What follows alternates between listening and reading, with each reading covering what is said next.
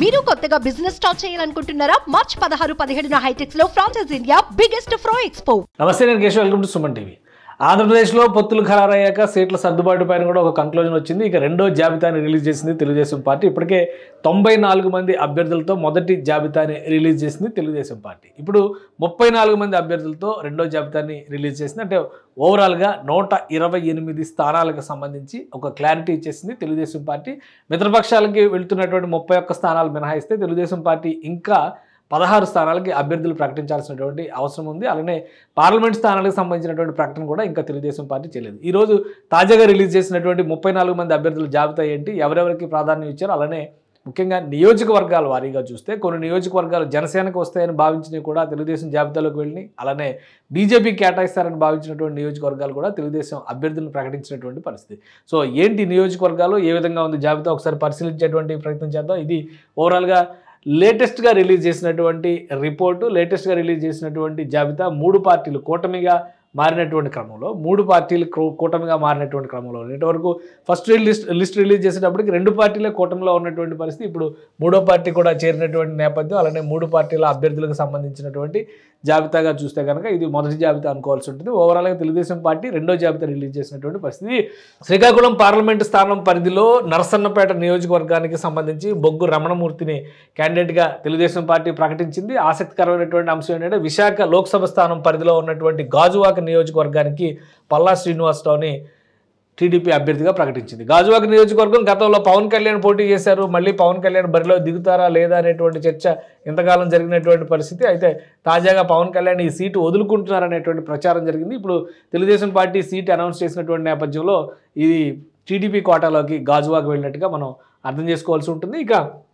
ఇంకా విశాఖ పరిధిలో ఉన్నటువంటి కొన్ని నియోజకవర్గాలు, ముఖ్యంగా భీమిలి స్థానం పైన కానీ, మాడుగుల, పెందుర్తి లాంటివి, అంటే అనకాపల్లి నియోజకవర్గంలోకి వచ్చేటువంటి నియోజకవర్గాల పైన కూడా చర్చ ఉంది. అయితే కొన్ని నియోజకవర్గాలు ఈ జాబితాలో అనౌన్స్ చేశారు. మాడుగుల నియోజకవర్గానికి కూడా అభ్యర్థిని తెలుగుదేశం పార్టీ అనౌన్స్ చేసింది. పైలా ప్రసాద్ని అభ్యర్థిగా ప్రకటించింది. మాడుగుల నియోజకవర్గం లేదా పెందుర్తి నియోజకవర్గం, ఈ రెండింటిలో ఒకటి జనసేనకు వెళ్ళేటువంటి అవకాశం ఉందన్నారు. కాబట్టి పెందుర్తి ఇందులో ఇంకా అనౌన్స్మెంట్ కాలేదు కాబట్టి బహుశా పెందుర్తి జనసేన కోటలోకి వెళ్ళొచ్చు. ఇక అనకాపల్లి నియోజకవర్గం నుంచి KSNS రాజుని అభ్యర్థిగా ప్రకటించింది. కాకినాడ ప్రత్తిపాడు నియోజకవర్గానికి సంబంధించినటువంటి అభ్యర్థిని, ప్రతిపాడుకు కూడా అభ్యర్థిని ప్రకటించింది వరుపుల సత్యప్రభ. అక్కడ వరుపుల ఫ్యామిలీ పట్టున్నటువంటి నియోజకవర్గం. ఇక అమలాపురం లోక్సభ స్థానం పరిధిలో ఉన్నటువంటి రామచంద్రాపురం జనసేన పార్టీకి వస్తుందని అందరూ భావించారు. అయితే ఇక్కడ వాసంశెట్టి సుభాష్ని తెలుగుదేశం పార్టీ అభ్యర్థిగా ప్రకటించింది. గతంలో ఈ మధ్య కాలంలోనే, అంటే జనవరిలో జరిగినటువంటి కొన్ని అనూహ్య పరిణామాల నేపథ్యంలో వాసంశెట్టి సుభాష్ వైఎస్ఆర్సీపీ నుంచి తెలుగుదేశం పార్టీలో చేరినటువంటి నాయకుడు. ముఖ్యంగా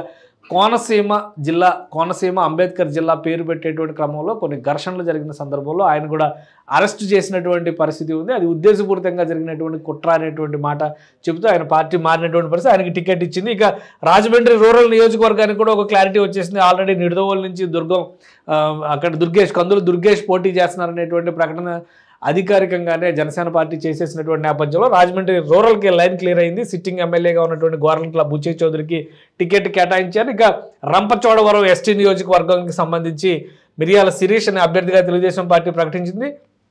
కొవ్వూరు ఎస్సీ నియోజకవర్గం పశ్చిమ గోదావరి జిల్లా పరిధిలో వచ్చేది. రాజమండ్రి లోక్సభ స్థానం పరిధిలో ఉన్నటువంటి నియోజకవర్గానికి ముప్పిడి వెంకటేశ్వర అనే అభ్యర్థిగా ప్రకటించింది.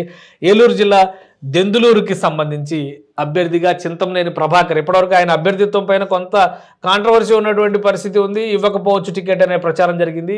మరొకసారి సమీక్ష జరిపిన తర్వాత చింతమనేని అభ్యర్థిగా మొదటి జాబితాలో రావాల్సినటువంటి వ్యక్తి అయితే రెండో జాబితాలో ఆయన స్థానం సంపాదించారు. ఇక గోపాలపురం ఎస్సీ నియోజకవర్గానికి సంబంధించి మద్దిపాటి వెంకటరాజుని అభ్యర్థిగా ప్రకటించింది. పెదకూరపాడుకు సంబంధించి భాష్యం ప్రవీణ్ని ఇక్కడ ప్రకటించింది. అయితే పెదకూరపాడు నియోజకవర్గం కొమ్మాలపాటి శ్రీధర్ అక్కడ గతంలో సిట్టింగ్ ఎమ్మెల్యే, ఇప్పుడు ప్రస్తుతం మాజీ ఎమ్మెల్యే. ఎందుకంటే 3 దఫాలు అక్కడ ఎమ్మెల్యేగా గెలిచినటువంటి నాయకుడు. అయితే ఈసారి ఆయనకి టికెట్ నిరాకరించింది. భాష్యం ప్రవీణ్కి ఈ టికెట్ కేటాయించింది. ఇక మరొక ఆసక్తికరమైనటువంటి పరిణామం గుంటూరు జిల్లా పరిధిలో చూస్తే కనుక గుంటూరు నియోజకవర్గంలో ఉన్నటువంటి 2 నియోజకవర్గాల్లో ఒక సీటు మిత్రపక్షాలకు వెళ్ళేటువంటి అవకాశం ఉంటుందని అందరూ భావించారు. అయితే గుంటూరుకు సంబంధించినటువంటి 1, 2 అంటే వెస్ట్, ఈస్ట్ 2 సీట్లను కూడా అభ్యర్థులు తెలుగుదేశం పార్టీని ప్రకటించింది. గుంటూరు వెస్ట్కు సంబంధించి పిడుగురాళ్ల మాధవిని అభ్యర్థిగా ప్రకటించింది. ఇది జనసేన కోటాలో అడిగేటువంటి సీటుగా ప్రచారం జరిగింది. అలానే బీజేపీ కూడా ఈ సీటు పైన కన్నేసింది అనేటువంటి ప్రచారం. అయితే ఫైనల్గా టీడీపీ అభ్యర్థులను ప్రకటించేసింది. ఇక గుంటూరు ఈస్ట్కి సంబంధించి మహమ్మద్ నజీర్ ఆయన టికెట్ ప్రకటించింది. యాక్చువల్గా మైనారిటీ సీట్లపైన ప్రత్యేకమైనటువంటి ఫోకస్ బీజేపీ పెట్టిందన్నారు. అయితే మైనారిటీలకు సంబంధించినటువంటి కొన్ని సీట్లు కూడా రెండో జాబితాలో తెలుగుదేశం పార్టీ అభ్యర్థులను ప్రకటించింది. ఇక గురజాల నియోజకవర్గానికి సంబంధించి ఎరపతినేని శ్రీనివాసరావుని అక్కడ నుంచి ఆ నియోజకవర్గం నుంచి బలమైన నాయకుడిగా ఉన్నటువంటి ఎరపతినేని శ్రీనివాసరావుని అక్కడ అనౌన్స్ చేసింది. ఇక కందుకూరు నియోజకవర్గానికి సంబంధించి ఇంటూరు నాగేశ్వరరావుని అభ్యర్థిగా ప్రకటించింది. మార్కాపురం నియోజకవర్గానికి సంబంధించి ఒంగోలు జిల్లా పరిధిలో వచ్చేటువంటి నియోజకవర్గం, ప్రకాశం జిల్లా పరిధిలో ఉన్నటువంటి నియోజకవర్గం కందుల నారాయణ రెడ్డికి అవకాశం కల్పించింది. గిద్దలూరు పైన కూడా ఎక్కువగా చర్చ జరిగింది. జనసేన పార్టీ నుంచి కొంతమంది నాయకులు, ఆమంచి స్వాములు వంటి వాళ్ళు గిద్దలూరు టికెట్ అడుగుతున్నటువంటి పరిస్థితి ఉంది. ఇక్కడ అశోక్ రెడ్డిని తెలుగుదేశం పార్టీ అభ్యర్థిగా ప్రకటించింది. ఇక నెల్లూరు జిల్లా ఆత్మకూరు నుంచి అభ్యర్థిగా ఆనం రామనారాయణ రెడ్డిని అనౌన్స్ చేసింది. ఆయనకే సీట్ వస్తుంది అనేది ఆయన 2 రోజుల క్రితం కూడా అఫీషియల్గా అనౌన్స్ చేశారు. టికెట్ నాకే వస్తుంది అనేటువంటి మాట. ఇక కొవ్వూరు నుంచి వేమిరెడ్డి ప్రశాంతి రెడ్డిని అభ్యర్థిగా ప్రకటించింది. కొవ్వూరు నియోజకవర్గం కూడా చాలా ముఖ్యమైనటువంటి నియోజకవర్గం. వేమిరెడ్డి ఫ్యామిలీ నుంచి, వేమిరెడ్డి ప్రభాకర్ రెడ్డి ఫ్యామిలీ నుంచి ఈ డెసిషన్ జరిగింది. సో ఇక్కడ మంచి కాంపిటీషన్ ఉండేటువంటి అవకాశం ఉంది. ఇక తిరుపతి లోక్సభ స్థానం పరిధిలో చూస్తే కనుక వెంకటగిరి నియోజకవర్గానికి సంబంధించి కురుగొండ్ల లక్ష్మీప్రియని అభ్యర్థిగా ప్రకటించింది. కమలాపురం నుంచి పుత్తా చైతన్య రెడ్డిని అభ్యర్థిగా ప్రకటించింది.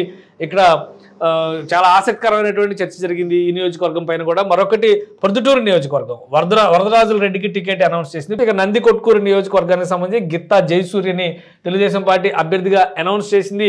ఇక మిగతా నియోజకవర్గాల్లో కూడా కొన్ని కాంట్రవర్షియల్ నియోజకవర్గాలు, ఎవరు ఊహించినటువంటి నియోజకవర్గాలు కూడా కొన్ని కనిపిస్తున్నాయి. ఎందుకంటే బీజేపీ కోటాలోకి వెళ్తే అని భావించినటువంటి నియోజకవర్గాలు కూడా ఇక్కడ టీడీపీ టికెట్లు అనౌన్స్ చేసినటువంటి పరిస్థితి. కర్నూలు పరిధిలో చూస్తే ఎమ్మిగనూరుకు సంబంధించి జై నాగేశ్వర్ రెడ్డి, బివి మోహన్ రెడ్డి కుమారుడు లాస్ట్ టైం ఎలక్షన్స్లో ఆయన ఓటమి పాలయ్యారు. ఫస్ట్ లిస్ట్లోనే పేరు ఉంటుందని అందరూ భావించారు, కానీ ఆయనకి అప్పుడు అనౌన్స్మెంట్ కాలేదు. ఇప్పుడు ఫైనల్గా జై నాగేశ్వర రెడ్డికి టికెట్ ఇచ్చినటువంటి పరిస్థితి. ఇక మంత్రాలయం నుంచి రాఘవేంద్ర రెడ్డి అభ్యర్థిత్వాన్ని ఫైనల్ చేశారు. పుట్టపర్తి కూడా జనసేన పార్టీ అభ్యర్థులు కొంతమంది ఆశించినటువంటి పరిస్థితి ఉంది. పల్లె రఘునాథ్ రెడ్డి కోడలు సింధూరారెడ్డికి ఈ టికెట్ అనౌన్స్ చేశారు. ఇక కదిరి నియోజకవర్గం నుంచి టీడీపీ కందికొంట ప్రసాద్ ఫ్యామిలీకి సంబంధించినటువంటి కందికొంట యశోదాదేవికి టికెట్ ఇచ్చారు. కందికొంట ప్రసాద్కి సంబంధించి కొన్ని కేసులు నడుస్తున్నాయి. ఆయన కొన్ని ఇబ్బందుల్లో ఉన్నటువంటి నేపథ్యంలో టికెట్ ఆయనకి అనౌన్స్ చేయలేదు. ఇక మదనపల్లి నియోజకవర్గం బీజేపీ తన సీటుగా అనౌన్స్ చేసినటువంటి పరిస్థితి ఉంది. అయితే అధికారికంగా చెప్పకపోయినప్పటికీ కూడా ఆ టికెట్ చాలా సీరియస్గా బీజేపీ నాయకత్వం ఆశిస్తున్నట్టుగా ప్రచారం జరిగింది.